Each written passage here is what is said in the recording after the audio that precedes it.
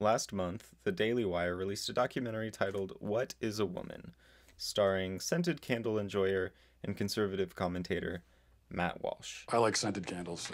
Almost everyone who watched the film saw the following movie. Matt Walsh asks gender ideologues simple questions, and they say crazy things like, some women have penises, right? Some men have vaginas. Sometimes the simple questions make them angry. Does a chicken have gender identity? Does a chicken cry? Well, Does a chicken commit suicide? Sometimes they leave the interview. You know what? I think this interview is over. Yeah, I think this interview is over. They just keep getting crazier. You're also a transgender woman. Can you tell me a little bit about... Well, I mean, I identify as a woman, but... You're a woman, right? I'm a woman with... I mean, that's my life, day to day, but I have a transgender history. This guy says the truth is transphobic. Yeah, I mean, I'm really uncomfortable with that language of, like, getting to the truth. It sounds actually deeply transphobic to me. Thankfully, some people on the planet still have some sanity left. How do you know that you're a man? How do I know that I'm a... I guess because I got a dick. But these gender ideologues aren't just crazy, they're actively harming our children. It's unspeakable what these people have done to our children. They're convincing them to medically transition. On the internet, and they're told that all of their problems will be solved if they become a man. And imprisoning you for trying to save them from woke ideology. So you called your daughter a she, and you went to jail for that? It's considered criminal violence to not use the preferred pronouns. Matt fights for the safety of your children by yelling at some school board. You are all child abusers. You prey upon impressionable children and indoctrinate them into your insane ideological cult. Going on Dr. Phil. As human beings, we have a sex, male or female, but as a biological scientific fact. Now, gender is a linguistic term. Words have gender, people don't. And writing a children's book. Johnny's a boy with a big imagination. One day, he's a dog, the next day, a crustacean. We get a cameo from Tucker. Matt Walsh is out with a new children's book. The book is called Johnny the Walrus. And unfortunately, his mother is very progressive and thus confused, and so... We get to see Daddy Peterson. Well, gender's not a good word. Nobody can define woman. And a woman is someone who claims that as their identity. It could be many things to many people. I think the question really brings up the fact that it is pretty relative, right? A woman is not anything in particular. There's no one particular thing. There is not one particular thing. And finally, Matt goes home and asks his wife the question. Roll credits. Hey, I've been meaning to ask you something. Uh-huh. What is a woman? An adult human female. Who needs help opening this?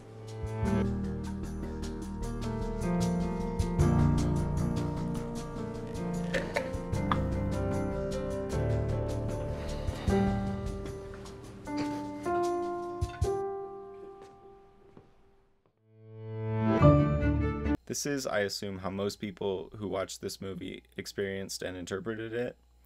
And that's because it's a Daily Wire exclusive film. You need a Daily Wire subscription to watch it, and the only people who have that are middle-aged white conservatives and me. So I can hate watch Ben Shapiro's book club. But I feel like I watched an entirely different movie from the one that everyone else saw, because I don't think the gender ideologues looked crazy. I recognize that they didn't get angry and leave the interview just because they were asked simple questions that they didn't like. And most importantly, I understand that Matt Walsh is definitely not fighting for the safety of your kids. Let's talk about it. Let's talk about the movie.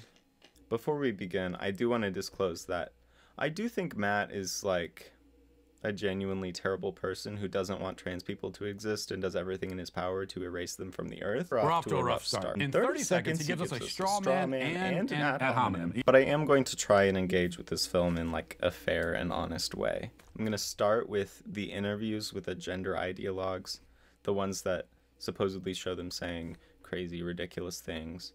First, we're going to look at Matt's interview with Dr. Patrick Grzanka. Actually, before we do that, let's watch a clip from the Daily Wire backstage that live streamed before the premiere of What is a Woman? Matt, I have a question for you from one of our existing dailywire.com members. I'm sure a lot of people will accuse you of editing to make these individuals look weak and pathetic in the film. What is your response? I don't think the kind of editing exists. I mean, we would have to use so many special effects to create this. No, there was. I assure you, there was no editing necessary whatsoever. And you can see that if you actually watch the film. That's the kind of criticism that can only exist from people who haven't seen it. Okay, now let's take a look at Matt's interview with Grzanka. We've got gender and sex, right? Yeah. What's the difference between the two? Is there a difference? I saw that in your questions and I thought, my goodness, this is what we spend an entire semester kind of thinking through. But what we tend to think about in the social sciences today is that sex refers to a set of biological characteristics and gender is a social construct or category. What I think is often misleading about that characterization is allowed to be sort of messy and complicated. But in that framing, when you split them up into these wholly discrete constructs, studies scholars, and really more specifically people who study gender and sex, we're not talking about sexuality right now. In the kind of academic universe that I travel in is that we see how deeply gendered ideas, cultural ideas about masculinity and femininity, maleness and femaleness, both in humans and in lots of other animals. Not editing them to make them look stupid, huh? Interesting. I take issue with this edit because it's editing shorthand for, like, what this person's saying is needlessly long-winded, and it's specifically designed to make Grzanka look foolish in front of Matt's audience, who already is predisposed to believe that his field of study is nonsense anyways. It's also just lazy because Matt doesn't have to engage with any of Grzanka's points, because he just cuts past them. He also doesn't have to worry about anyone in his audience accidentally learning anything about gender studies. Grzanka doesn't even have to say anything crazy. Matt can just make it look like he did with some editing tricks, which sucks because I actually really would like to know what's misleading about that characterization. What I think is often misleading about that characterization is allowed to be sort of... After this interaction, which Matt uses to convey to his audience that they should not take this man seriously, he asks this question. If we're talking about a trans woman has all of the male physical characteristics, so would that not be a male then? Couldn't we plainly say this person is a male? Essentially, Matt asks Grzanka if trans women are male. To the average Daily Wire subscriber, the answer is an obvious yes. So the fact that he's reluctant to answer the question just reinforces their opinion of him. After all, it is just a simple question. Grzanka responds with... Well, I guess it's like, why are you asking the question? I think I want to understand sort of why that's so important. Which I think he does for two reasons. First, the more obvious reason, because he views it as kind of an unnecessary question. I'm not so sure what social interactions would have to do with maleness or femaleness. And second, because I think he's trying to reorient himself in the conversation here. To explain what I mean by that, let me give a little bit of context. In February of this year, notable gender ideologue Eli Ehrlich posted this thread to Twitter. So Matt Walsh blog's crew is trying to trick trans people into joining a fake documentary. His producer set up a whole front organization and tried to recruit me into his next anti-trans documentary. It started with an email from the Gender Unity Project a couple weeks ago. They claimed they were doing a film on the trans community and gave me names of well-known trans individuals and surgeons they had interviewed. It all seemed normal at first. We are making a film exploring the real lives of people in the LGBTQIA+ communities, and to shed some light on the topics of gender identity and gender fluidity, in a way that will capture the attention of all Americans and be educational. The person who sent this email is clearly trying to pass as progressive. I mean, she's really laying it on thick with the pronouns in the email sign-off and the LGBT acronym with a full QIA+. I also want to point out that the second sentence is like grammatical nonsense. Not trying to be the grammar police or anything, but like someone should tell the Daily Wire to download Grammarly or something. It's like, we are making a film exploring and to shed, so it should be and shedding, or we're making a film to explore and to shed. And also, like, surely that's too many commas. Eli goes on to describe how things started getting suspicious. She searched the internet for McKenna Lynn, the producer she was supposedly in contact with, and eventually found her real full name on IMDb. It turns out she's Matt Walsh's producer. That's not a red flag, that's a gun to your face. She wasn't just a crew member for his show, she worked on over 200 episodes. I decided to look closer into the Gender Unity Project. After searching its state registration number, I learned it was registered to Justin Folk, a far-right documentarian who works for Matt Walsh and PragerU. Needless to say, Eli did not go on to do the interview. And she wasn't the only one who caught on. Here's Debbie Jackson, a public figure known for sharing her story about what it's like to be a mom with a transgender child online, sharing an email from the producer that said, "We've made sure not to include any bigotry." Transgender athlete Chris Mosier also corroborated Eli's story in the comments of the Twitter thread, saying, "When they replied to me that they had already interviewed some doctors who are pro-trans, it was over." Matt and co never confirmed or denied these allegations, but they're true, right? You saw these reports in the media where they're like, Matt Walsh, when he asked us for interviews, there are all these, the Daily Beast did a whole piece on this. Matt Walsh is going around and asking people who are transgender advocates for interviews, and then he's filming these interviews. and it's an act of cruel sabotage for him to ask these questions. And they treat it like this, like it's a big revelation. He's pranking them. If we watched the movie knowing that the interviewees were led to believe that they were being interviewed for a progressive movie, the interviews start to make a lot more sense. Now let me explain what I mean by Grzanka is trying to reorient himself. Clearly, Grzanka was super excited about talking about his field of work. What we do in gender studies is not just reduce gender to what psychologists might call individual differences, but rather thinking about gender. And that's not women and man, but gender as a social form, something that kind of infuses itself into virtually all aspects of social life. He's an academic nerding out here. But then Matt asks the question, couldn't we plainly say, this person is a male? This is a question that no leftist would actually ask, and most well-meaning liberals probably wouldn't either. So it's probably setting some alarm bells off in Grzanka's head. He's shifting his mindset from, I'm being interviewed for a progressive film, to, I don't actually know what the intentions of this person are. He's reorienting himself and trying to figure out what Matt's intentions are. That's why he says, why are you asking the question? Not necessarily because he can't answer it. It probably has something to do with the fact that he's being filmed by a production crew who intentionally misled him, and he's being extra careful about the things he says and the ways that they can be used against him. You might say that he should still be able to answer the question, to which I would say, first, that he already does a fantastic job explaining why he doesn't have to. I'm not so sure what social interactions would have to do with maleness or femaleness.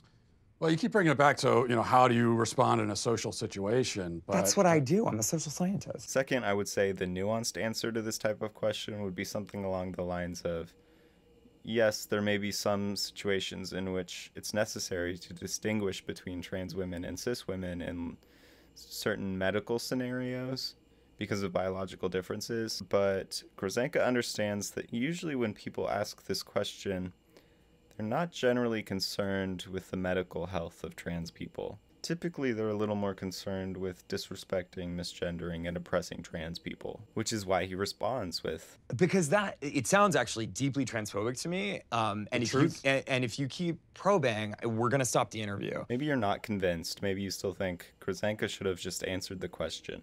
Imagine this. Imagine you're Matt Walsh, a devout Catholic, and you receive an email that says, "Hello. My name is Jackson. I'm the associate producer for an upcoming independent documentary on the topic of Catholicism for the Christian Unity Project.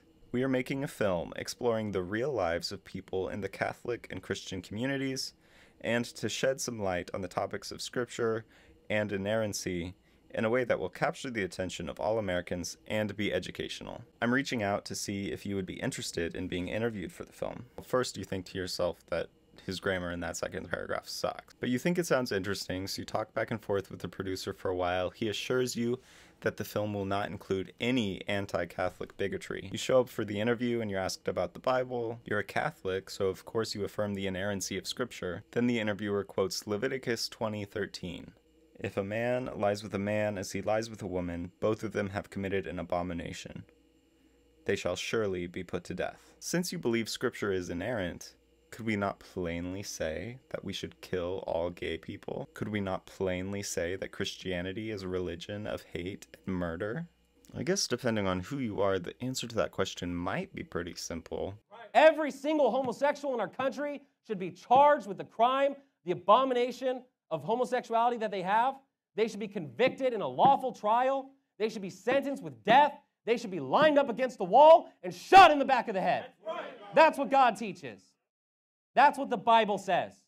You don't like it, you don't like God's word. But most of you are probably thinking, wait a minute, that's not fair. That's not a simple question, to which I would say,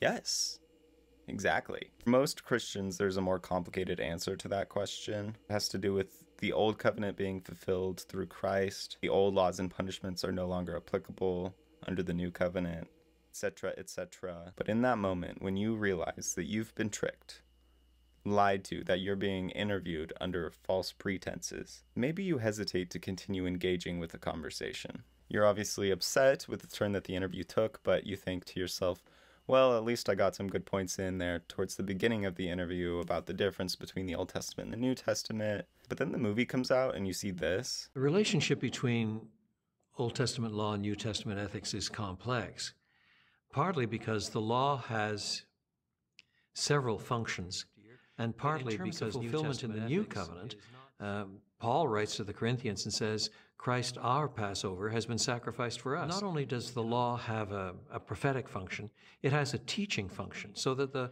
law itself, and so there's no direct mapping of Old Testament law on New Testament ethics conceived as a simple pattern of do's. So to think of New Testament ethics as nothing more than structures of conduct that are either approved or prohibited is just too narrow. And in all of these sorts of ways, the very essence of New Testament ethics is much richer than simply serving as a kind of receptacle for Old Testament law. And it's like, well, I know I made some good points there, but of course, all these atheists who are watching the movie behind an atheist-only paywall are probably laughing at me and thinking that I'm just making all this up just because they don't know what those words mean. I understand that some of you may be thinking this isn't the fairest analogy, and I would agree with you because, like, Christians aren't an oppressed minority group in America right now. Kids aren't being kicked out of their homes for coming out to their parents as Christian. I mean, maybe you could find an example or two, but, like... The other part of this Grzanka interview I want to address is the part where he says that the truth is transphobic. Wait, does he say that, though? I mean, I don't really remember him saying that, but everyone on Twitter is, like, really convinced that he said that. Let's take a look. I'm just trying to start by getting to the truth, you know.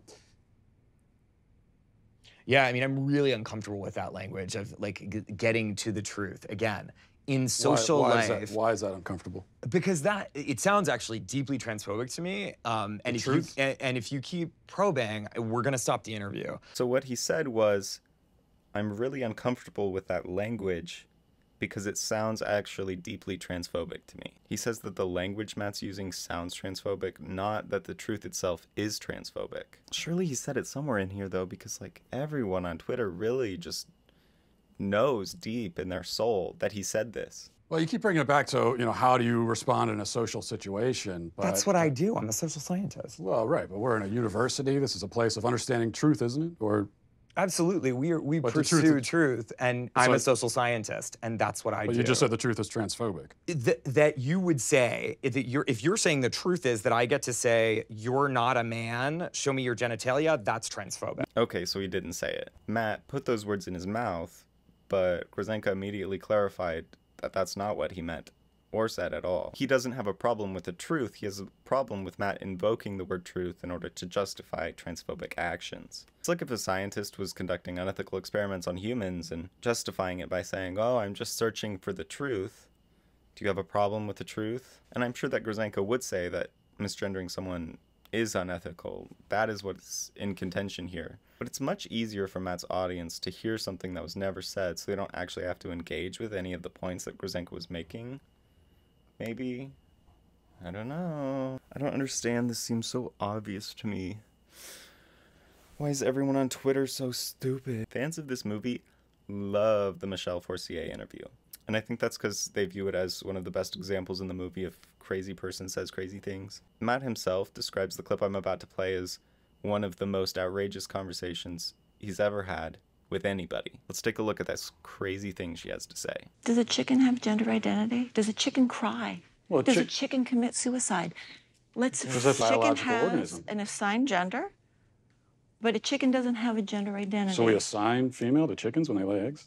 We assume they're female if they lay eggs. When Matt revisits this part of the interview on his own show, he says, And of course, see, this is what happens when you start asking questions to the proponent of gender ideology, is they end up backing themselves into various corners, and they have to make increasingly more wild sort of claims to get themselves out of the corners that they've backed themselves into.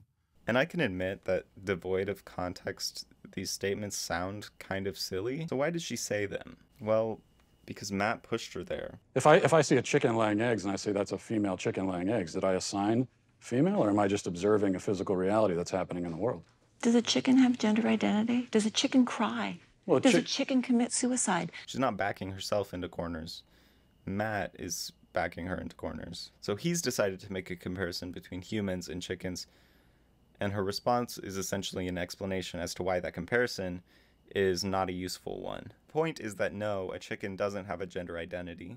A chicken doesn't cry or commit suicide, but humans do. So to compare humans and chickens is not useful in this circumstance. Matt should be receptive to this argument, considering his faith. That humans are essentially different from other animals is a foundational belief of Christianity. Then God said, let us make mankind in our own image, right? But Matt dismisses that the difference is important in this circumstance because...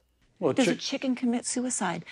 Let's What does that have to do frame with- it, because you're trying The chicken has sex like any biological organism.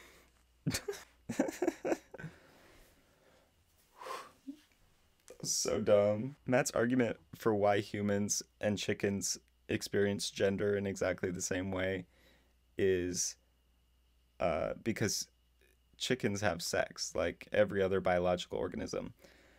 Aside from the fact that that is literally not true, plenty of biological organisms reproduce asexually, it's really hard to understand what point he's trying to make here. Maybe he meant to say that a chicken has a sex, like any biological organism, which again is not true, but would make a little more sense in this circumstance. At this point in the interview, Matt isn't actually trying to understand Forcier, nor is he trying to help her understand him. His goal is to make her look silly, and as long as that goal is achieved, his points don't have to actually mean anything. I guess I'm just frustrated because the obvious follow-up question to, does a chicken have a gender identity, for Matt would be, does a human have a gender identity? And how do you know? He's made it clear on his own show before that he doesn't believe humans have a gender identity. But if he asked her this question, well, she might have an answer. And then Matt would have to engage with that. So instead, he just keeps pushing her about chickens so we can all laugh at the silly thing that the silly woman says. Unfortunately, what she's saying isn't silly. She's highlighting the really sad truth that the suicide rate among transgender people is really high. The audience chooses to ignore this and instead make jokes about chickens killing themselves, jokes that Matt engages with and retweets, jokes that make light of the suffering of marginalized people. To be fair with Matt, I'm not gonna lie, I don't really understand what Forcier means when she says it's a constellation. No, your sperm don't make you male. Then what does? It's a constellation. I wished Matt would have asked her to clarify what she meant by that, rather than thinking to himself, that's a good soundbite, let's move on. So I decided to do some digging on my own to try and understand where Forcier is coming from a biological standpoint here. I found an article that I think maybe clarifies what she meant when she said constellation. It's called Sex is Real. Yes, there are two biological sexes. No, this doesn't mean every living thing is either one or the other. In this essay, philosophy professor Paul Griffiths argues that the biological definition of sex categorizes the way species differentiate in order to reproduce, but it doesn't necessarily categorize all individual biological organisms into one sex or the other. The article explores a lot of interesting examples about how biological sex works in both humans and the animal kingdom. Don't think it touches on chickens, unfortunately, but I do think it gave me a slightly clearer understanding of what Forcier meant by constellation. I'll link it in the description. But because of where Matt pushes the conversation, really harping on those chickens, even though that's not really important at all, whatever either Matt or Forcier meant to argue about the biological realities of sex in humans and animals was either obfuscated or was never really clear to begin with. I don't know if that sentence makes any sense. I don't think it does. But I wrote it, and it made sense at the time. What I'm saying is, whatever they meant to say about biological truths was lost, is what I'm saying. But what wasn't lost is what their priorities are. Forcier cares about trans people, especially considering their high suicide rate. She cares about lowering that suicide rate and helping treat transgender patients medically to improve their mental health. What Matt cares about is truth in like a really nebulous sense. And that's if I'm being generous of my interpretation of this interaction. Honestly, it really seems like he's just invoking the word truth again. Searching for the truth really just seems to be a front because he keeps ignoring all the obvious follow-up questions that would help him arrive at the truth. Just to make his stupid movie. Later in the movie, Matt goes on a little history lesson about what he calls the origin of gender ideology in the West. The film explores two scientists, Alfred Kinsey and John Money. They talk about Kinsey first. They paint him as this evil pedophile who used his scientific pursuit of truth as a cover for his horrible actions. Sounds familiar. I don't actually know that much about Kinsey, so I won't comment on the truth of those claims right now. What I will say is that an individual's moral character doesn't necessarily disprove their theories. Like if we learned today that Copernicus was a savage murderer who feasted on the flesh of his victims, I wouldn't suddenly believe that the sun revolves around the earth. But also, the movie provides no evidence that Kinsey's immoral research contributed to modern transgender science anyway. So that'd be like saying Copernicus being a savage murderer who feasts on the flesh of his victims is evidence that birds aren't real. Which they aren't, by the way. But the movie moves on from Kinsey pretty quickly and spends a lot more time on John Money. Here's how the documentary introduces him. John Money. John Money was a psychologist and professor at Johns Hopkins University. Gender ideology was his brainchild. In fact, he coined the terms gender identity and gender roles. And according to Money, babies are gender neutral at birth. And ultimately, environment determines whether a person is a man or a woman. This isn't what modern progressives believe, though, so Matt could totally destroy John Money's theory, and it wouldn't actually disprove the gender ideology that Matt is fighting against. Let's see, though, how Matt will go about trying to disprove this theory. Money was telling the world about his theory that a boy could be raised as a girl and do just fine, and vice versa. And so Money tried out his theory on two young twin boys, the Reimer twins. When the twins were 8 months old and they went to be circumcised, the first twin, whose name was Bruce, something went wrong with the machinery and his penis was burnt off. The parents, of course, didn't know what to do. How are they going to raise this child? John Money convinced Bruce's parents to transition him into a girl. He reported up to the age of 10 that this was a complete success. Well, wasn't true. The results were a disaster. Bruce could never fully accept his female identity. Eventually, his parents told him the truth, and he chose to transition back to a boy, taking the name David. So he uses the story of the Reimer twins to disprove John Money's theory. And I agree with Matt here, actually. It was wrong for Money to force a gender identity on a child based entirely on his genitals. David's story is like so similar to the stories of so many transgender people. They're forced into gender roles that don't work for them, and when they learn that's not the only option, they choose to transition to their actual gender. Clips of David telling his story on Oprah sound like eerily similar to the stories of so many trans men. The girls would do their things with their Barbies and things like that, and that wouldn't interest me. And things such as trucks and building forts and, getting to the odd fist fight and climbing trees. That's the kind of stuff that I like, but it was unacceptable, so I'd never... As a girl? As a girl, I had no place to fit in. It's just frustrating that Matt can't see that. I said earlier that Matt could disprove John Money's theory without disproving modern progressive beliefs, but it's so much worse than that. With one story, he both disproved John Money's theory and supported modern progressive beliefs. Like, homie straight up tried to use an example of forcing someone into a gender identity as a young child that wound up with disastrous effects as an example for why forcing someone into a gender identity as a young child is good, actually. Which, I don't know how you get there. He closes out this section of the documentary by saying, "There was never a retraction or an apology from John Money. Instead, his ideas were adopted by mainstream psychology, and they form the basis of gender ideology today." And it's like, no, that's not true. The only thing I can gather from this documentary that Money did that is still used in mainstream psychology and gender ideology today is... he coined the terms gender identity and gender roles. And it's like, okay, if you're trying to fight modern gender ideology by debunking the contributions of historical figures, then at least debunk the contributions that matter. The closest the documentary ever comes to saying anything about Matt's beliefs that humans don't have a gender identity comes from none other than Jordan Peterson. Well, gender is not a good word because it's vague and it isn't measurable. So do we need it? Why can't we just say temperament? What do we even need the word gender for? Well, I don't need it.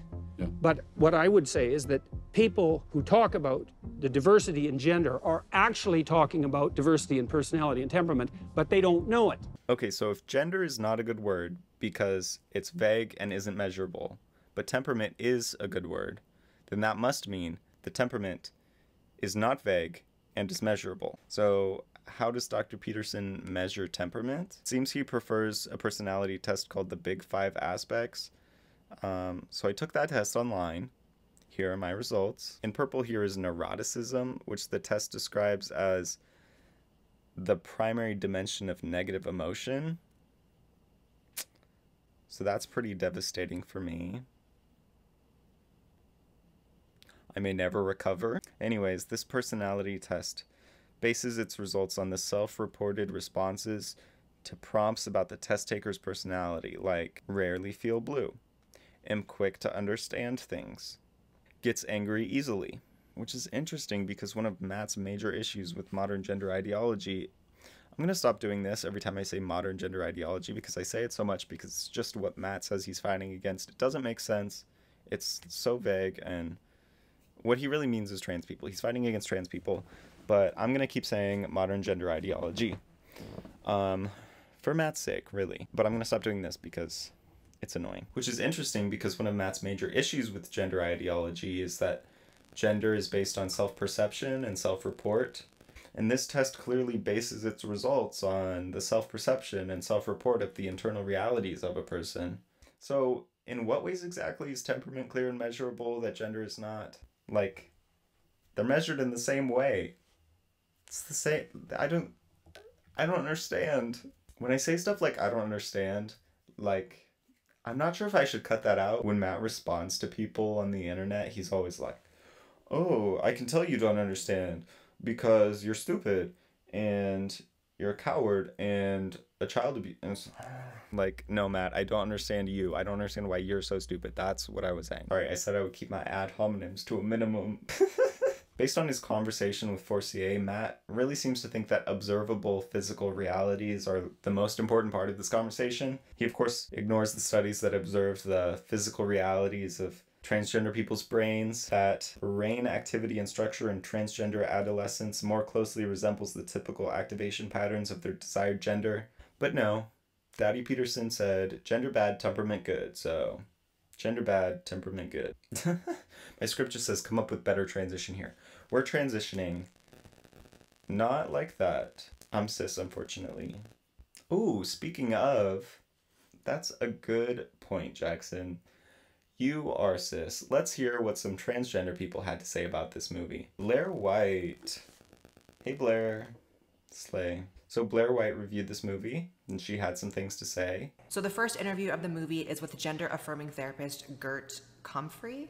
And wow, was it a way to start off the movie just displaying the absolute cringe? First off, the concept of a gender-affirming therapist is inherently bad. The fact that she goes into it saying she's there to affirm your gender is a problem. This is also something Jordan Peterson took issue with.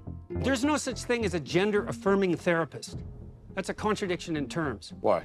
Because you don't affirm if you're a therapist. It's not your business to affirm. So the movie does introduce Comfrey and all interviewees with a little title card in the bottom left of the screen. Their little title card says, Gert Comfrey, gender-affirming therapist. But this is how they introduce themselves. In the state of Tennessee, I'm a licensed marital and family therapist, which basically means I've been trained up to think about like systems, family systems, how we were raised up, how that shapes who we are today. Nowhere on Gert's website, Instagram, or anywhere on the internet that I could find do they refer to themselves as a gender-affirming therapist. I suppose it's true in the loosest sense of the term that they are a therapist who is also a gender-affirming person, but gender-affirming therapist is a label created and assigned to Gert by the documentary team. So the label itself is inaccurate, and it's also not an accurate representation of all the work that Gert does, like Blair and Jordan try to make it out to be. The idea that her mission is stated right in the title to affirm the gender of the client rather than apply necessary and healthy pushback to these ideas before someone makes the ultimate decision to transition, which is in many ways, as we always say, irreversible. The fact that she goes into it saying she's there to affirm your gender is a problem. It's like, first, that's not their title. Second, that's not their mission. Look at Gert's website and the list of issues they treat. Obviously, their entire mission is not to just find as many people to trans as possible. That is stupid. But I guess that characterization of Gert is what's best suited to Matt's purposes, so that's the characterization he goes with. But like, Blair, what did you think of this movie overall? Overall, I think the movie was quite superb. I think the movie was full of important information. I think that the movie obviously did have a bias. You can't get around that. It is a movie created by conservatives and created as a conservative company. However, I will say I wish they would have also interviewed trans people that are happy with their decision and don't have crazy complications and are living a productive, healthy life, because obviously they are out there. And I think that if you're not showing all sides of the story, you're doing a disservice. She also seems a bit upsetty spaghetti that she was not interviewed herself. Am I gonna regret saying upsetty spaghetti and like posting that on the internet? I feel like I might. The way I knew this movie was even coming out soon, other than being a hot topic on social media, was because my DMs were flooded with people asking, Blair, are you going to be in the movie? Were you interviewed for the movie, etc.? No, I was not. No hard feelings about that. That's fine. Totally fine. No hard feelings. No hard feelings. Totally fine. But the reason no trans people who are happy with their transition were interviewed for this movie is pretty clear. Matt either doesn't think they exist or doesn't want them to. Since the film's release, he's tweeted multiple times that he doesn't believe anyone should be able to receive gender-affirming healthcare. Blair, he doesn't want you to exist. The purpose of this movie is to make it as hard for you to exist as possible. Why are you praising it? Why is it superb? That was superb. Quite superb. Not to mention, if you were interviewed for this movie, they would refer to you with he, him pronouns, even though that makes no sense. Their company policy is to misgender all trans people at all times. Why in the world did you give this movie 4.9 stars? Lauren Southern also had some things to say about this movie. She's not trans. Or no, wait, she actually, I think in Canada, is legally a man. So, slay. Pop off, girly. She did it for like the memes, but we all see you. I guess what I meant to say is, she's not trans yet. If we fight really hard, you guys, I think we can get her. Lauren Southern also had some things to say about this movie. My favorite is her being accidentally based about Gert's pronouns. That's the beginning of a lot of people's like gender identity development journeys. With her suggesting, or him, I don't know what their gender is, with them suggesting that this could be the beginning of a gender affirmation story for someone, Matt. Not Lauren Southern being an ally. You guys, she's so close. We just got her trans her. It'll be easy. She also praises this movie as a piece of art. Okay. I have said it before and I will say it again. The right wing are abysmal at art. Conservatives communicate through statistics. They like their crime data, their immigration numbers, all of that kind of stuff. But the problem is, the average person cares far more about emotion and beauty.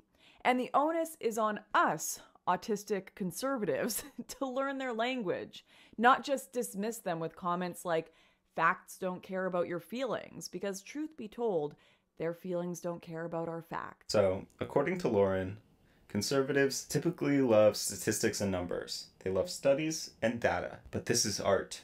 And it's art because it's more rhetorically persuasive, which is weird to me because, again, if it was meant to be rhetorically persuasive, they wouldn't have put it behind a conservative-only paywall. She also says this. And I don't want to spoil too much, but the amount of people Matt Walsh gets to walk out of interviews in this film just by asking unbelievably simple questions is honestly impressive. There has to be some sort of record he's broken with this. I mean, if the previous record was 1, then yeah, I guess he beat the record.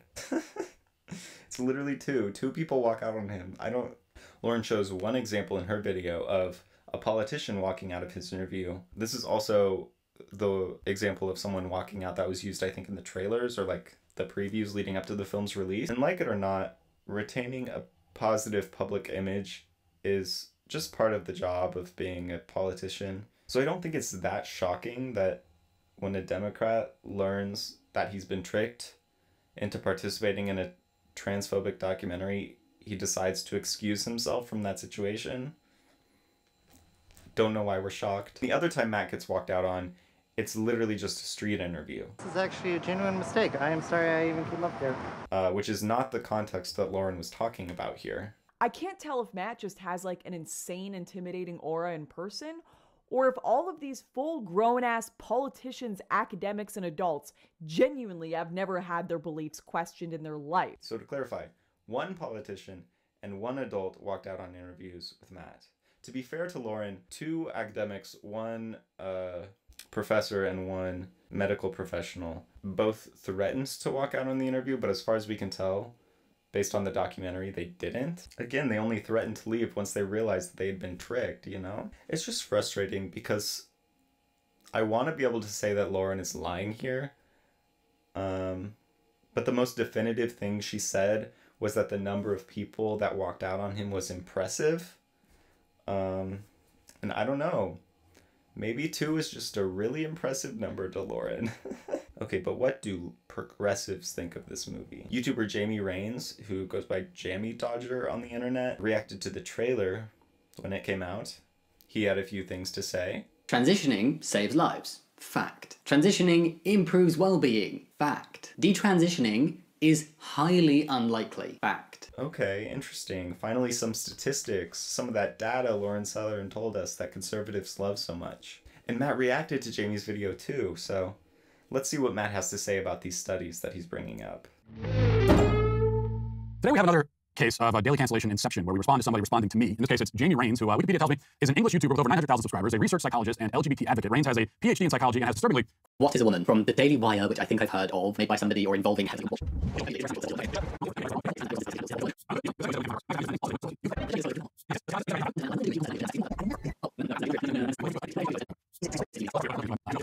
They're chopping the breasts off of minors. Oh. So he doesn't mention that part of Jamie's video at all. Interesting. And I get it, Matt's got a show to run. There are limitations and time constraints. He can't respond to every point that Jamie made in his video. The video is over 10 minutes long, so we won't be able to pick apart piece by piece, but we'll watch enough to get the point. So generally a good rule of thumb is to respond to your opponent's strongest arguments. You'd think that the science-backed claim that transition saves lives would be an important one to rebut when the position you're defending is that no one should be able to transition. But in this video, Matt just doesn't try? What does he spend his reaction time doing? Okay, well, first of all, Jamie, how do you know I'm a dude? I didn't tell you that. That was not said. So where'd you get that from? Oh, good one, Matt. You got him. Did you just assume my gender? A classic. That's a classic. It's one of their 3 jokes, and it's funny every time. So funny. But I can hear the diehard Matt fans say, aha, he does debunk the claim that transitioning saves lives. In his book, he wrote a book. Okay, fine, I'll read it. I read the book. It was real bad. Chapter 1 is for the most part just an introduction. In chapter 2, Matt gives a disclaimer. I'll refer to everyone in this book by their biologically correct pronouns because it's more important to be grammatically correct than politically correct. So that's cool. Chapter 2 is called The History of Gender Theory. And it just offers some more context to that history section I explained from the movie. The book mentions a name not present in the movie, Magnus Hirschfeld. Matt writes, by the 1930s, he was dubbed the Einstein of sex, and he's considered the primogenitor of the gay rights movement. This is kind of both an accusation and the strongest argument Matt gives against his authority at the same time, because like his audience already assumes that this is a bad thing, so he doesn't have to spend any time proving that this is a villain in the story. Matt also describes Hirschfeld as a physician by trade and a homosexual by persuasion, which I find really funny. I will be introducing my friends to others that way from now on. Matt also writes, Hirschfeld's research and surgical experiments were quickly ended, however, when Hitler rose to power in 1933. The Nazis soon destroyed his institute and burned his files, and Hirschfeld died in 1935, exiled in France. He does this with no sense of irony that, like, he's trying to do the same thing. Use his political power to prevent sex and gender research and medical treatment. Like, Matt wrote this book. He didn't have to include this piece of information, but he did. And I want to know why. Does he want people to think that he's on the side of the Nazis? Does he want people to think that, like, well, I guess the Nazis weren't all bad. The rise of fascism in America is real. Please don't ignore it. Next, we get to Alfred Kinsey. Earlier, I said the movie provides no evidence that Kinsey's immoral research actually contributed to modern transgender science. Well, I'm pleased to announce that this book spends a lot of time painting Kinsey as a kinky pedophile homo with daddy issues. Kinsey was the shy son of a domineering father. According to his biographers, his younger years were marked by sexual frustration. Like Hirschfeld, Kinsey was a homosexual, and he resented his Methodist upbringing that repressed his desires. And absolutely no time explaining why this description of Kinsey himself is damning evidence against modern gender ideology. In fact, it kind of does the opposite. Kinsey himself didn't approve of genital surgery in an attempt to change one's sex. I don't know how he keeps doing this, but he does. Matt, like, just get better arguments that don't accidentally prove you wrong. His research on the cross-gendered didn't appear on those two seminal works, so its popular influence was not immediately felt. Nonetheless, Kinsey's research seemed to be following a natural development. So this is a really bad argument, right? We can't trust gender ideology because Kinsey is a bad person, but the closest connection Matt can draw between Kinsey and gender ideology is that Kinsey's research seemed to be following a natural development. It seemed to be following a natural, like, that doesn't even, no, it doesn't even make sense. The next chapter is all about John Money. Earlier I said that Money's theory that Matt argues against in the movie isn't what modern progressives believe anyways, so he could disprove those theories and modern gender ideology as Matt sees it would remain intact. But then Matt goes on to accidentally prove the modern progressives right. The same thing happens in the book. The major difference here is that Matt uses the extra space provided in the book format to paint Money as a kinky pedophile homo with daddy issues. Money was another sexologist allegedly marred by a troubled childhood. He was raised by a violent alcoholic father who would regularly beat Money and his mother. Dr. Grossman speculated that as a result, Money developed what would now be called gender dysphoria, a severe uncomfortableness with one's sex. Okay, I'm not going to go through this whole book chapter by chapter. It spends way too much time on stuff that, like, is irrelevant or uninteresting. So let's just skip through some of it until I get to a part that I want to talk about. Okay. So chapter 7 starts with an absolute banger of a paragraph. Despite the insistence of pro-trans activists that affirmative care was not only healthy but also undeniably beneficial, it was becoming clear that affirming gender confusion leads to serious complications and trauma. I learned that affirmation leads to depression, anxiety, and even suicide. Wait, what? You learned what? I learned that affirmation leads to depression, anxiety, and even suicide. No, you didn't. You learned no such thing. That's not true. I think he's referring back to chapter 6 here, but I read chapter 6 and he definitely did not learn that. Let's take a look. So chapter 6 starts with a quote from Dr. Bowers. Any country reporting data has shown that hormones and surgery are effective. They do work. Psychological well-being is better. Social standing is better. Grades improved. People get off their antidepressants. They quit or they lessen their use of antisocial and self-destructive behavior, and they get off drugs and alcohol more likely. They're happier people. They're more well-adjusted. It's overwhelming. That's case closed. That's done. It's not even a point of discussion anymore. But Matt is skeptical, so like, fine, let's hear him out, guys. Maybe he has some new, really compelling evidence. Maybe a new study came out, or like he has some really great argument as to why the studies that we have are wrong, maybe. First, Matt describes the transition process in a little more detail. So he writes about how cross-sex hormones are used and what different gender affirmation surgeries entail. He says, I'm sorry that I had to go into such detail. Honestly, I held a lot back. The play-by-play of each surgical process would make for rather heavy and gruesome reading. But even if I spared many of the gory specifics, I still thought it best that you knew what people are doing to themselves and to their children. When people say that transitioning makes transgender people happy, it's about so much more than pronouns and cross-dressing. Often surgery is on the table too, and the surgery is intense. Now that I knew what transitioning entailed, I had a hard time believing that all of this pain and cutting and reconstructing was one of the keys to universal happiness, as Dr. Bowers called it. Something wasn't passing the smell test. Matt then describes some interviews he had with people who told him that affirmation is a bad idea. In Matt's interview with a transgender man named Scott Nugent, Nugent says, we find with children that have gender dysphoria, if and when they enter into talk therapy, 82% kind of grow out of that and grow into loving being a woman. No citation is given for this claim. Dr. Grossman says, the claim that if we don't affirm every single child, affirm their gender, their perceived identity, and that they will go on to even perhaps kill themselves is not valid. No citation is given for this claim. Dr. Peterson says, there's no such thing as a gender-affirming therapist. That's a contradiction in terms, he told me. Peterson is implying here that affirmation is not beneficial to mental health.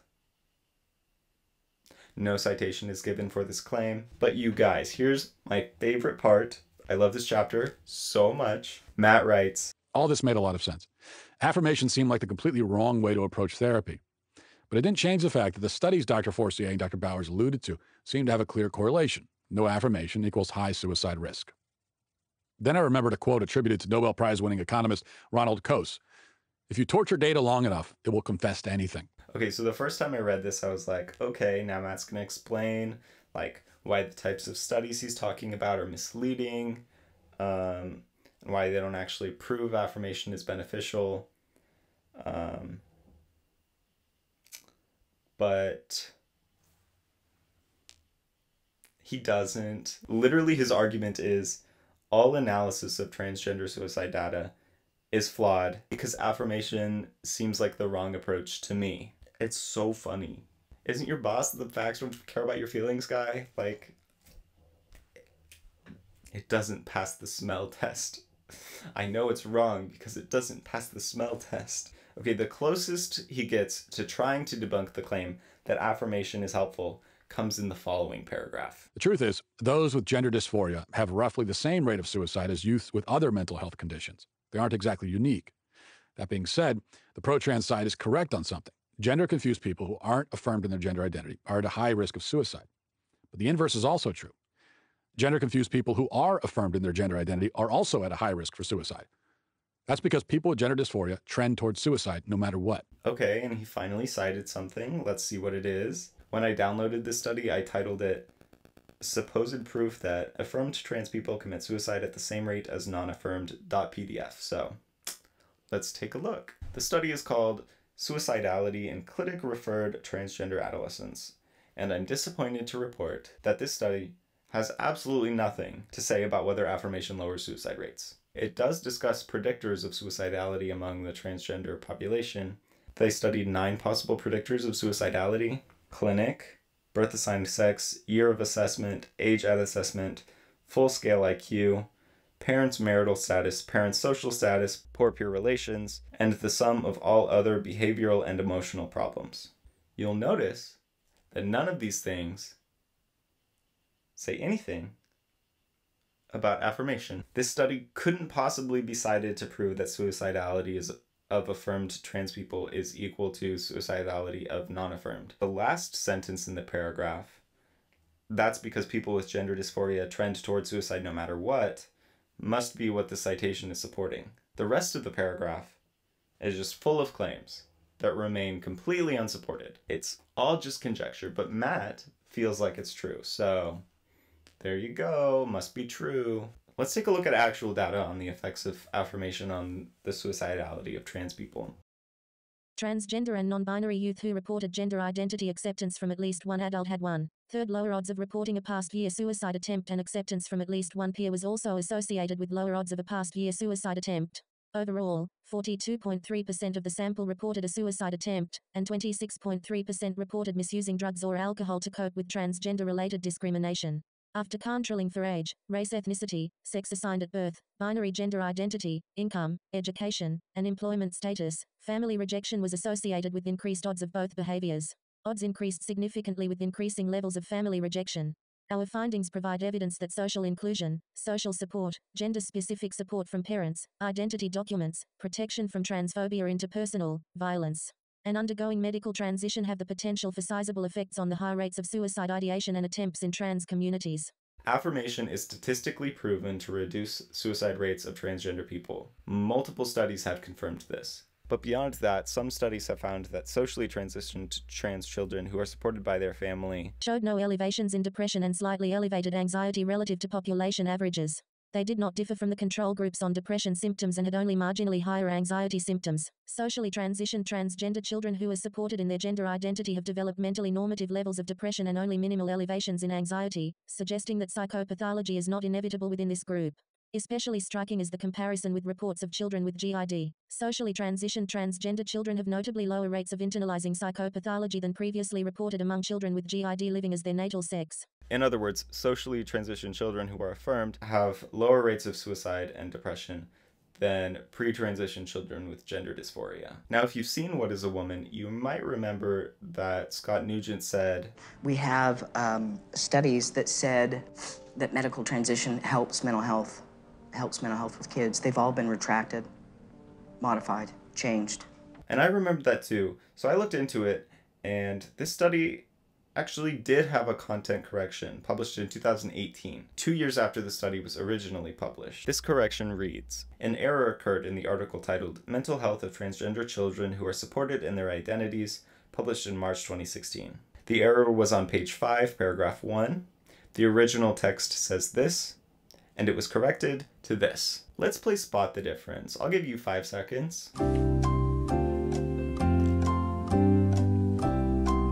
Did you find it? If you said they added a comma to the number 2,189, you would be correct, because that is the only difference. All the conclusions reached by the study are still valid. I won't claim that Nugent was being dishonest though, because if you pay attention, if you listen closely, you'll notice that Nugent is saying this about studies on children who have medically transitioned. Studies that said that medical transition helps mental health. As far as I can tell, Nugent's claim could be technically correct, but it ultimately doesn't matter, because when Nugent says, "They've all been retracted, modified, changed," what the audience hears is, science has proven that transitioning doesn't help mental health. Near the end of chapter 6, Matt writes, "The stories of people who suffer from gender identity disorder don't start when they perceive a disconnect between their gender and their sex, and they don't end the moment they get affirmative care and start the medical transition process.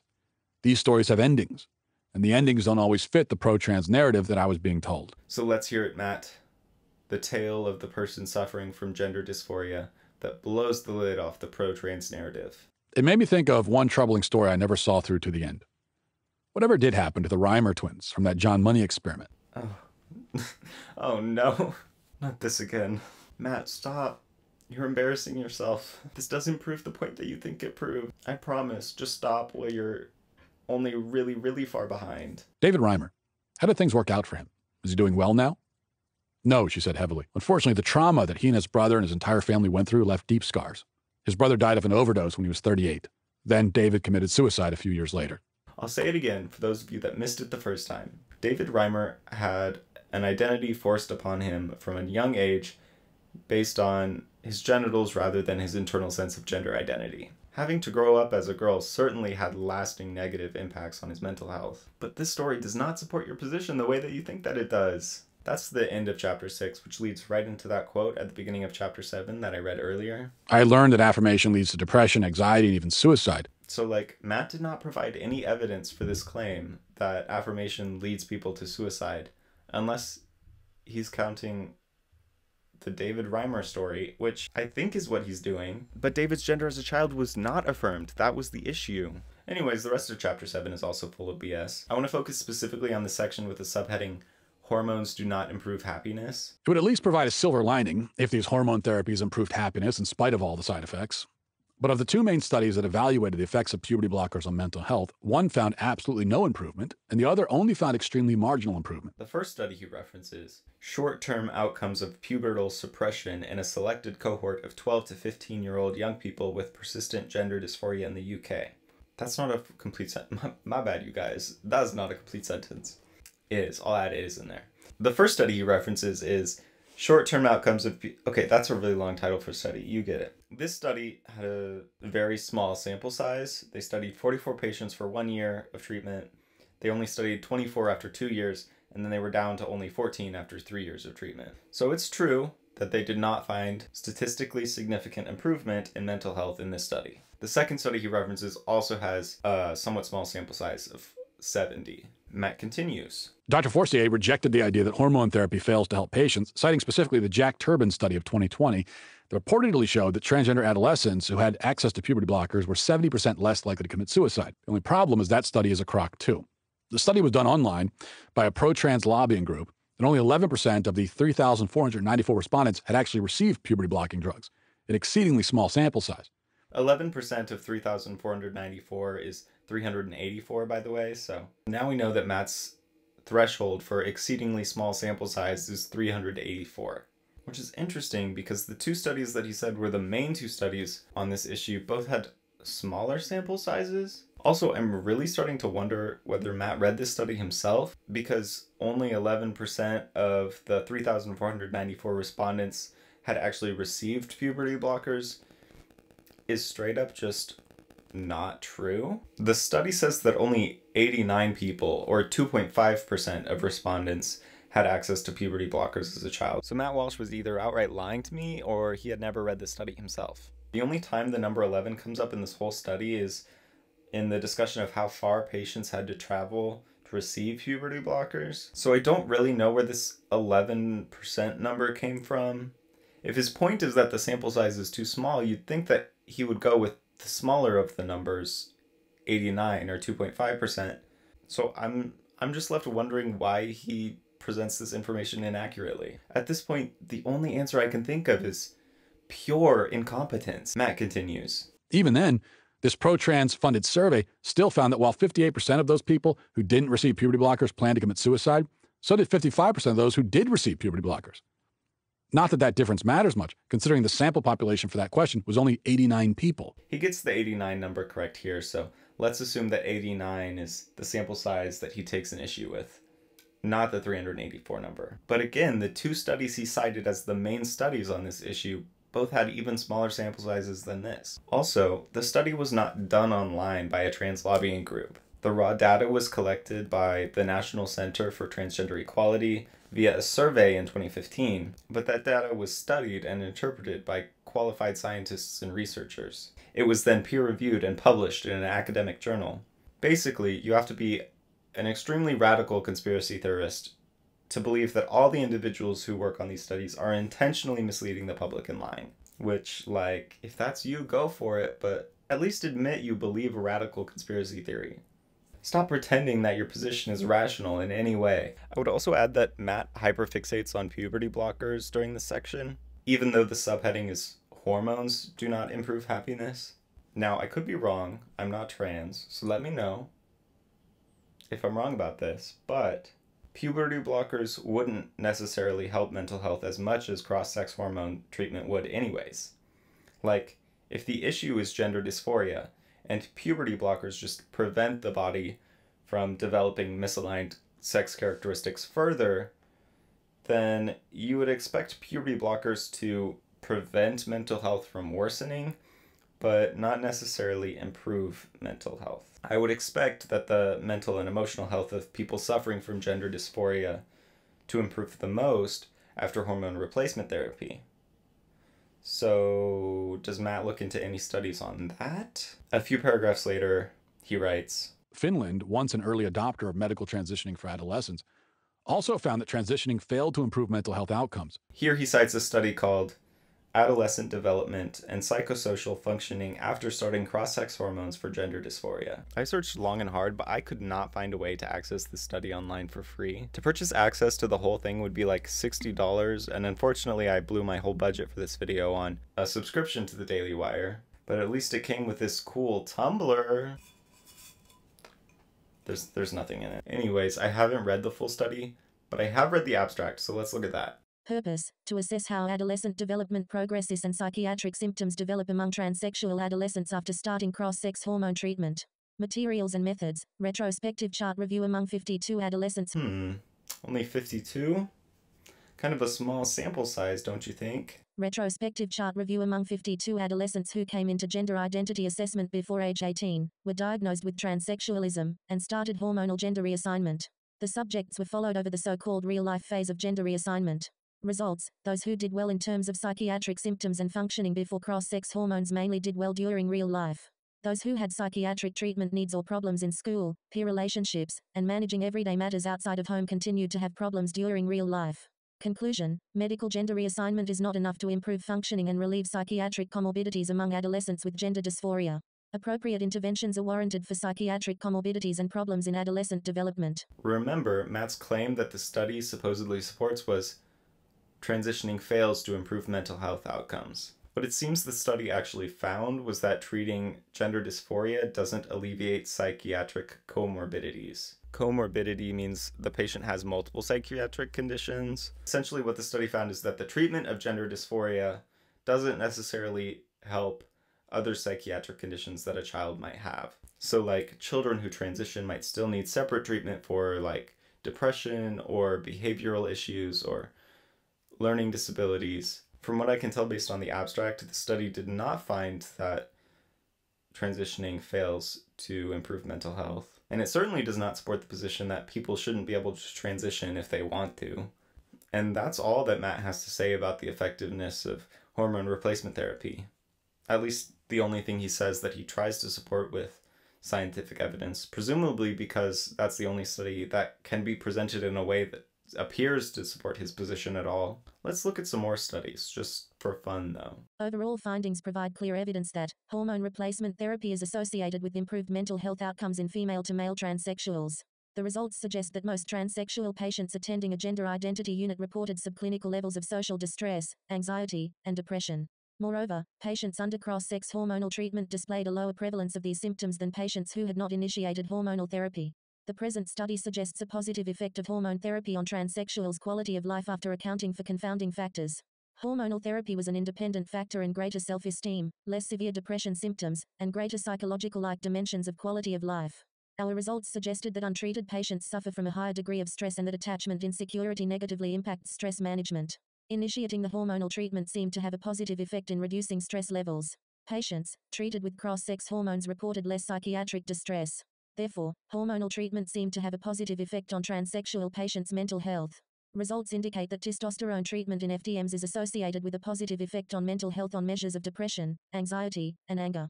Cross-sex hormonal treatment, family support, and working or studying are linked to a better self-reported quality of life in transsexuals.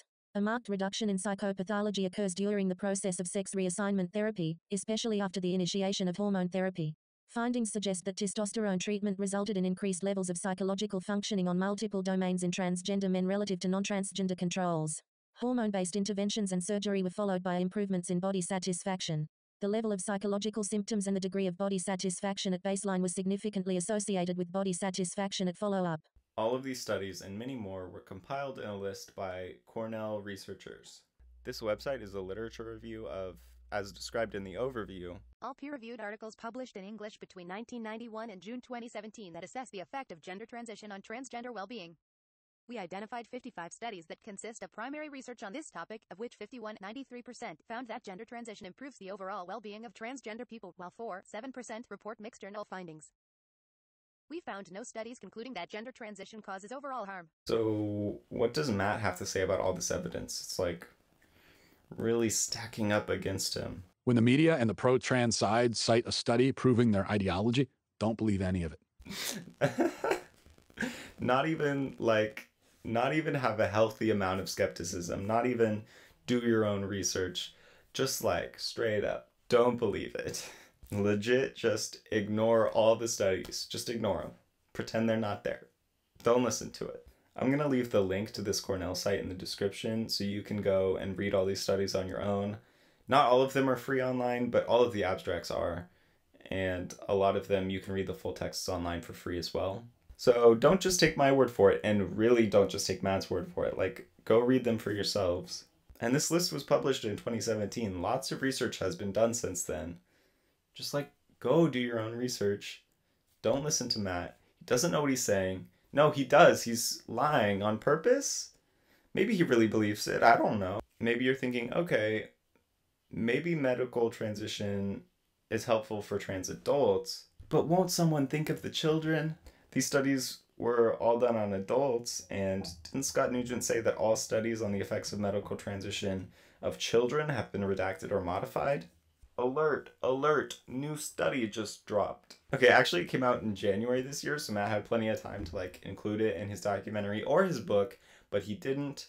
I wonder why. Let's look at it. After adjusting for potential confounders, accessing gender-affirming hormones during early adolescence, late adolescence, or adulthood was associated with lower odds of past-year suicidal ideation when compared to desire but never accessing gender-affirming hormones. In post-hoc analyses, access to GAH during adolescence was associated with lower odds of past-year suicidal ideation when compared to accessing GAH during adulthood. Okay, actually go read this one for yourself. It's available for free online.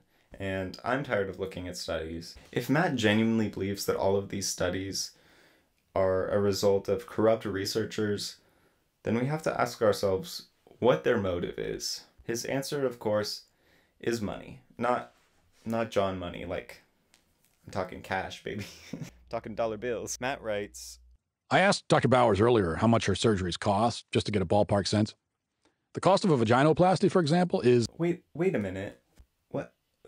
Whose surgeries? Or how much her surgeries cost. Who's her surgery? Her surgeries around $30,000, she said. This is my favorite. I love it so much. I love when conservatives accidentally properly gender people. I loved it when Ben Shapiro did it. Transgender woman from Orange is the New Black. I never watched that show. I've never watched that show either, but she's on the cover of Time magazine. Oh. Or he's on the cover of Time magazine. I especially love it when they make it clear that they will refer to everyone by their biologically correct pronouns. Because it reveals how ridiculous that is. Like, you have to fight. Actively fight really hard to misgender people. Don't lie to me and say that you don't. Matt missed this when writing the book. Matt's editors missed this. Matt missed it again when he was recording the audiobook. Even Lauren Southern can be accidentally based sometimes. Anyways, as far as the money thing goes, I find it a not very compelling argument. You could make this argument about any medical procedure that makes money. Like, oh, cancer is a big pharma conspiracy. Cancer's not real. They just made it up so they can sell more cancer treatments. Money. Don't get me wrong. There's certainly problems with the medical system in America. There's certainly corruption, but that corruption isn't created and fostered by trans activists. It's fostered and supported by an economic system that prioritizes profit over people. Nobody would help me, including the doctor that did this to me because I lost my insurance. I guess what I'm trying to say is stop blaming queer people for the moral failings of capitalism challenge. Oh, I wrote, come up with a better transition here again. Like, I'm tired of okay, here. I'm tired of reading. Let's watch the movie again. I should not have watched the movie again. Okay, let's just speedrun a few of my favorite moments in the documentary that like haven't come up yet. Here's a montage of people on TikTok trying to scare the audience, and this guy admitting to having a trans agenda. As a queer and trans teacher, my agenda is to show little boys that they don't have to be like as stereotypically masculine, that they can like paint their nails and wear earrings and like still be a guy and like it can be cool. The horror. Here's a montage of biological men absolutely destroying women in sporting events. The physical difference between these competitors is so obvious that Matt has to use a big white arrow to point out which one is trans. Oh, this one is my favorite. Okay, so Matt went to the Women's March to harass people, and that's when we get this clip. Tell me what a woman is and I'll put a mask on.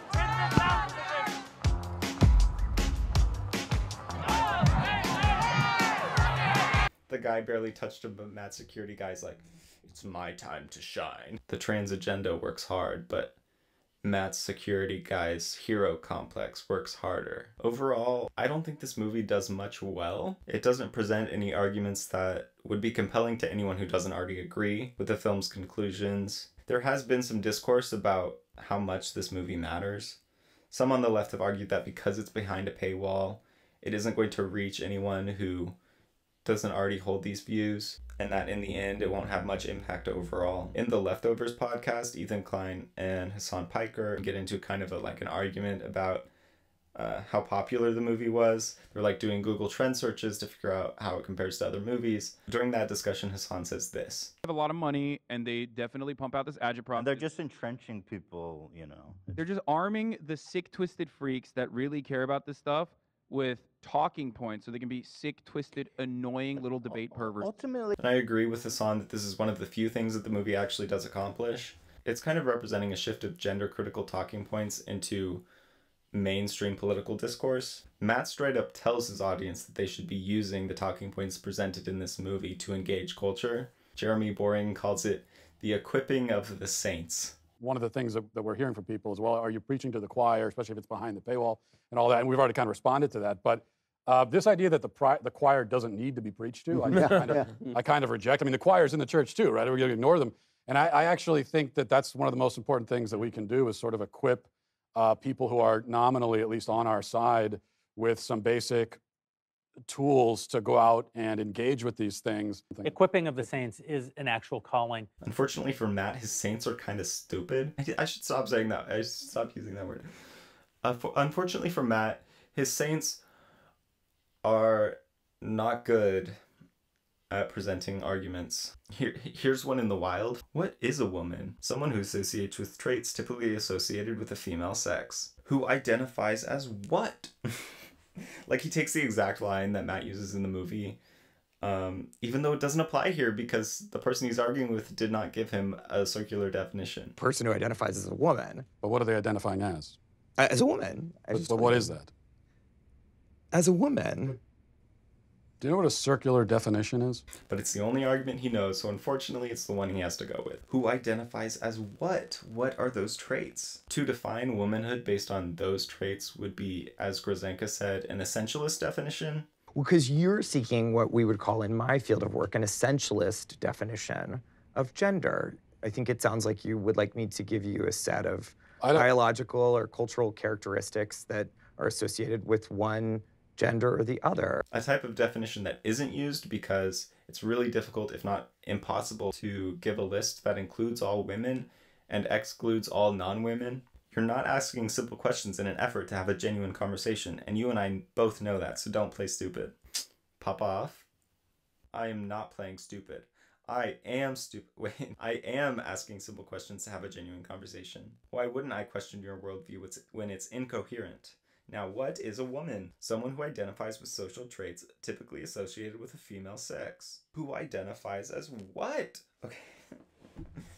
There he goes again. He's obsessed with that question so much that he asks it when it doesn't even make sense. So I guess overall, I'm not too worried that the talking points Matt has armed his followers with will convince anyone other than themselves. No, I think this book and movie will do the most harm not in equipping people with talking points to engage culture in the free marketplace of ideas or whatever, but by equipping parents with lies to help them justify denying their child's identity if they come out as trans, and supplying them with strategies that will help the parents feel better and make the children miserable in the process. The way the book is written implies to the reader, your child is not transgender. There is a 0% chance your child is transgender. It does this in multiple ways. First, it never refers to children as transgender people.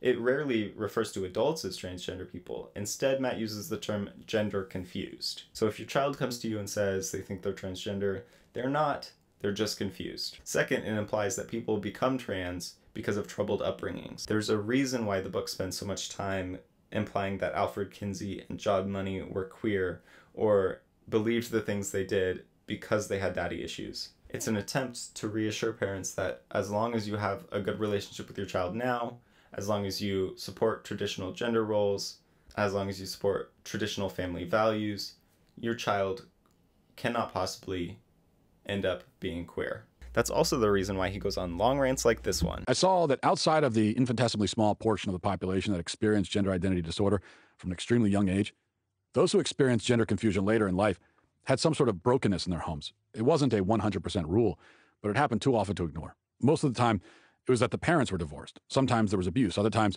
the parents were so left-wing that their entire family was completely unmoored from any tradition, religion, or existential stability.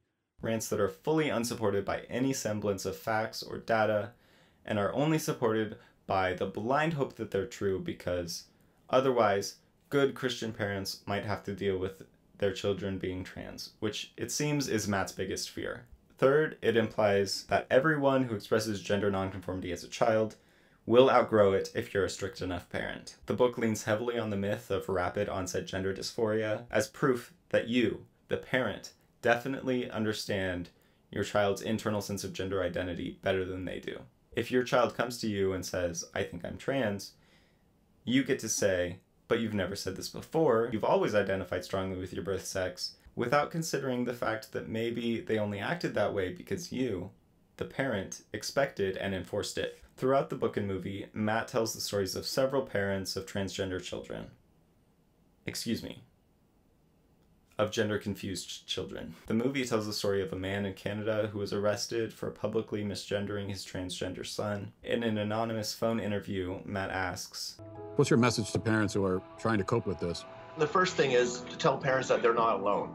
It is our responsibility as a parent to be the frontline defense for our children. And I know with my child, a lot of people will say, was it worth it? Because you now seemingly have lost your child. And I'll say, yeah, but at least I've saved my conscience and my morals and my convictions. And when my child turns 25 and says, Dad, where were you? I'll say, I was there. I was fighting as hard as I could. I was not prepared to let this happen. What this man is depending on is the notion that one day his child will detransition and he will be viewed as the hero and a martyr in this story. Only problem is, statistically, that's very unlikely. His child will almost certainly identify as a man for the rest of his life, and actually the conscience, morals, and convictions that this man fought so hard to protect were actually causing great psychological harm to his child. That is why the government stepped in. The next story in the book is about a man called Ahmed. Matt writes, Those in authority will go to absolutely insidious lengths in order to strip parents of their rights and spread the airs of transgender ideology. One father in Washington state saw this clearer than most anyone. In order to hide his identity, he is only known as Ahmed. In the fall of 2020, Ahmed admitted his 16-year-old autistic son to the hospital in Seattle after his son threatened to commit suicide. Within days, the hospital emailed him saying he should take his daughter to the gender clinic, using a new name for his son as well. They were trying to create a customer for their gender clinic, Ahmed told journalist Abigail Schreier, and they seemed to absolutely want to push us in that direction. Ahmed knew that he had no power in the situation, so he talked to some trusted friends, a lawyer and a psychiatrist. The psychiatrist told him the dark truth behind the transgender takeover. You have to be very, very careful, he said. If you even come across as just even a little bit anti-trans or anything, they're going to call the Child Protective Services on you and take custody of your kid. The lawyer agreed that the only way to get his son back was to agree with the hospital. It was the only way to get his son home. Ahmed did as he was told to an extent. Once he successfully got his son home after assuring the hospital that he would take him to the gender clinic, Ahmed confronted a decision. He could either face the potential loss of custody of his son if the state found out he didn't follow through, or he could flee somewhere where the laws weren't yet as radical. Ahmed chose to save his son. He quit his job, moved his entire family out of Washington, and went somewhere where parental rights are still respected. Ahmed's story ended well. I wonder how his child's story is going. I'm pretty suspicious of Matt already, but I have to say, giving explicit advice on how best to avoid Child Protective Services makes me a little more suspicious. I could say it's really sending my suspicion levels through the roof. Like, big red flags, like massive red flag, like flags the size of, I don't know, there's really big red flags. The last story comes from the last chapter of the book, titled The Rebellion. I know that some people out there might feel it's already too late. If not in the culture at large, then maybe in their own families. But even if your son or daughter has already been infected with the brain parasite, you can't give up hope. One mother in California showed us how it's done. Writing with a pen named Charlie Jacobs, this mother wrote of how her ultra-feminine daughter suddenly took a turn at only 12 years old. She was immersed in anime and cosplay, which Jacobs didn't realize at the time had all sorts of gender-bending and sexual themes. Her daughter's public school then indoctrinated her with left-wing sexual propaganda, and all of a sudden the young girl started talking with her friends about their sexual identities. None of them wanted to be labeled as basic or a straight girl. Jacobs then began to see what we now recognize as the telltale signs of rapid onset gender dysphoria. Her daughter broke off old relationships, spent more and more time online, and even set up fake social media accounts so that her mother wouldn't find out whom she was really talking to. After meeting an older, more mature, non-binary teen, Jacobs' daughter cut her hair, stopped shaving her legs, and even started wearing boys' underwear. It was only a short matter of time before she announced she was transgender, and of course, started to threaten to commit suicide. What Matt implies about the suicidality of children is, I think, the most insidious and dangerous part of this whole thing. Of course, she started to threaten to commit suicide. Earlier in the book, Matt quotes Dr. Grossman. The claim that if we don't affirm every single child, affirm their gender, their perceived identity, and that they will go on to even perhaps kill themselves is not valid. Matt writes, You won't be surprised to learn that the counselors and therapists assured Ahmed that the only way to stop his son from being suicidal was to affirm his new gender identity. Probably worst of all. If you don't let me take testosterone, I'm going to kill myself, Mary told her father. But Rob knew her better than that. No, you know you're not, he told her. I can imagine Mary hesitating, realizing that the line didn't work as intended. I know, but they told me to say that, she responded. Matt is telling parents, if your gender nonconforming kid is expressing suicidal feelings to you, do not believe them. Don't take them to a professional. You can't trust professionals. And avoid CPS at all costs. Your kids are lying to you about feeling suicidal. It's a line fed to them by the left.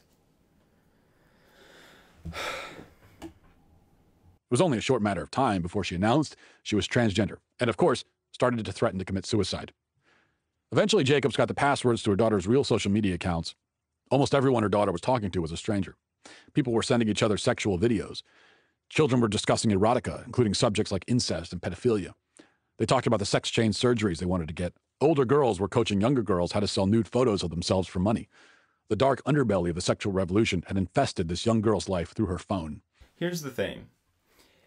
If you're a parent, your queer kid is going to be queer whether you like it or not. When your child is curious about their feelings, but they know they can't talk to you about it based on stuff you've said in the past, they're going to go somewhere to find out more information. The easiest place for this child to go is obviously online. And then this shit does happen. Young people end up in spaces on the internet that are not safe, they're not healthy, they're not meant for kids. Ask any queer person who grew up with the internet in an unsupportive family.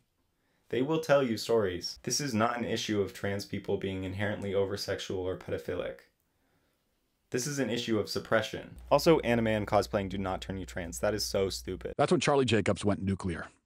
She deleted every social media app from her daughter's phone. She blocked her daughter's access to the internet. She deleted every contact she had and changed her daughter's phone number. She observed attentively her school's online classes. She threw away every piece of anime in the house, locked up remotes to the TV, and banned any friend who wasn't completely upstanding from seeing her. Jacobs reported the reaction. She hated me like an addict hates the person preventing her drug fix. I held my ground, despite the constant verbal abuse. But Jacobs didn't end there. She read up on trans ideology, talked to real experts, and committed to only using her daughter's real name and actual pronouns. She wouldn't for a second buy into the lie or confirm her daughter's delusion. She then forced her daughter to listen to podcasts that rejected transgender ideology on their drive to school, including podcasts with stories like Scott Nugent's about trans people who regretted their transition. She filled her house with books and literature that revealed the truth about transgenderism. At the same time, Jacobs endured brutal pain. For a year and a half, her daughter responded angrily and viciously. But with almost Christ-like meekness, Jacobs endured it. She waited for every single moment of vulnerability and openness to show her daughter unconditional love. And she bit her tongue every single time an angry word was about to come out. After all this effort and pain, Jacob slowly brought her daughter back from the brink. It was like the demon that possessed her slowly left. Her battle isn't over, but her daughter is coming back. Her daughter is still her daughter.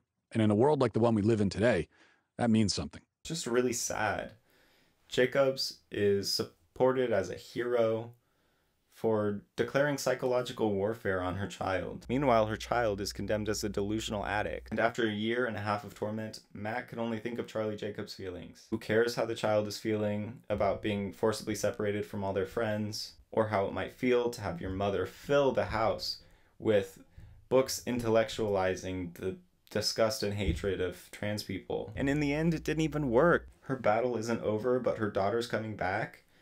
No, just wait until they're 18 and they're out of there, and you may never see them again. To parents of young children, to fans of this movie who hope to one day become parents, please at least consider the fact that Matt may be wrong about this. Don't for a second think that being religious or conservative exempts you from having a queer child. Look at the family from the Fox News segment that both Matt Walsh and Ben Shapiro had a meltdown on Twitter about. Initially, there was some pushback from us in trying to understand this. We were confused like most people are. We thought that gender and sexuality were the same thing. It took us a while to figure out that those two things are different and that children actually do recognize their gender identity very young. Some of them, not all. But they listened to Rylan and to Hillary's conservative faith. For me, it's just a deep spiritual belief that if you believe in God and he, created us the way he wanted us, well then yes, he created Rylan just the way he is. White, middle class, Christian, looks and functions probably a lot like the average Daily Wire Plus subscriber's family. It happened to them, it could happen to you. How will you react?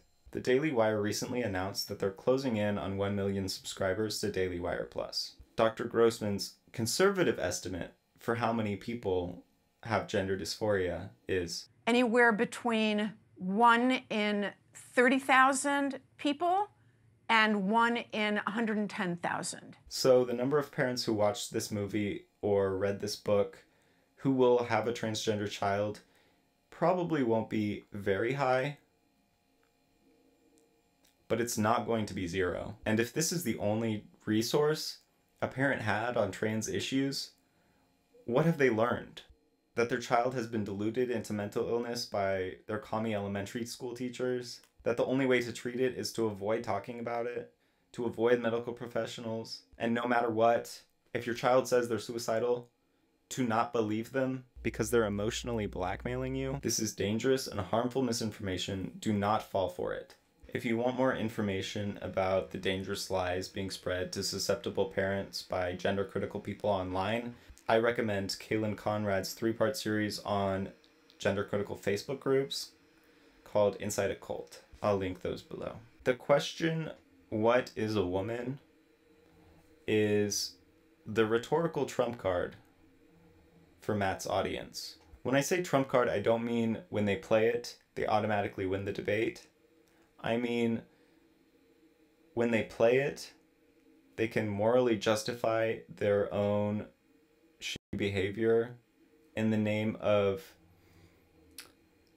non-circular definitions, I guess. They can pretend that the structural integrity of society rests on a truth that is incompatible with the existence of trans people. Once they believe that, bullying trans people becomes not only justified, but necessary. Sure, I'll admit it.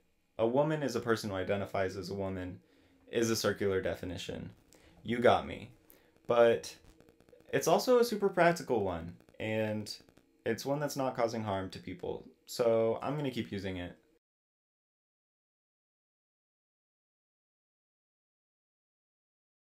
So I actually watched this movie live, like on June 1st when it came out. And in the live chat, which doesn't auto-scroll, by the way, Daily Wire team, get on that. But in the live chat, someone said they were a college student who invited their college's like leftist club to watch the premiere with them. And I can't help but imagine how poorly that probably went. Oh, hey everyone, thanks for coming. Yeah, of course. Hey, what's this movie about again? Yeah, it's about the issue of transgenderism from like Do you think a conservative standpoint. A good old-fashioned hate watch. I like it. Hey, I found a snack stash. No popcorn, though. Ooh, he's cute. Did you just assume his gender? No, I just Googled his pronouns. that quickly? That's what I do. I'm a social scientist. Okay, pop off. Yeah, get him. Why would he put this in the movie? He's getting absolutely But steamrolled. Ew, I hate his stupid little face. You guys, I think I could change her. Ew. Disgusting cishet breeder boo. She's not. hot. What am I supposed to do? Not notice No one that? likes that. Oh my god. What is going on? I don't care who you find attractive, just don't Shove it down my Yeah, throat. keep it in the bedroom. I love her. Yas, queen. I want to be friends. Amazing, brilliant, talented, It's show camp, really. Never You been don't done find this before. weird? Yeah, of course it's weird, but like, she's an icon. On all levels except physical. I am a wolf. Adult human female who needs help opening this.